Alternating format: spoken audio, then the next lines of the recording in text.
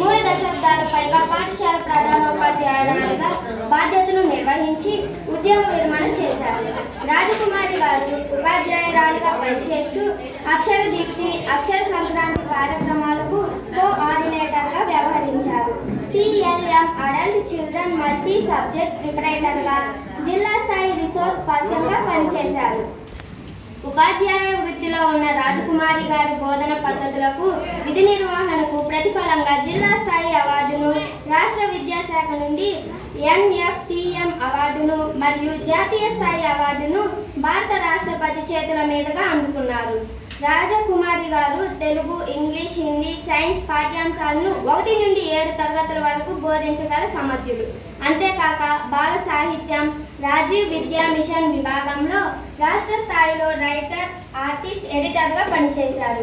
రాజకుమారి garu science fair, district south India science exhibition, జాతీయ science conference, జాతీయ స్థాయి సైన్స్ క్లబ్, జాతీయ స్థాయి children science congress, VIPNET south India కాన్స్పిరేషన్, origami national workshop, Bharat scouts and guides, HWB guides captain, jamboree వంటి తదితర భూమికలను పోషించి సదస్సులను నిర్వహించారు. ఉపాధ్యాయురాలుగా విద్యార్థుల భవిత తీర్చిదిద్ది జాతీయ స్థాయిలో గౌరవ పురస్కారాలు అందుకొని విద్యా సామాజిక పరమైన రంగంలో కూడా ప్రముఖ పాత్ర పోషించిన శ్రీమతి జాల రాజకుమారి గారిని దళిత రచయితల సంఘం ప్రదానం చేస్తూ మహాకవి జాషువా సాహిత్య పురస్కారాన్ని స్వీకరించవలసిందిగా ఆహ్వానిస్తున్నారు.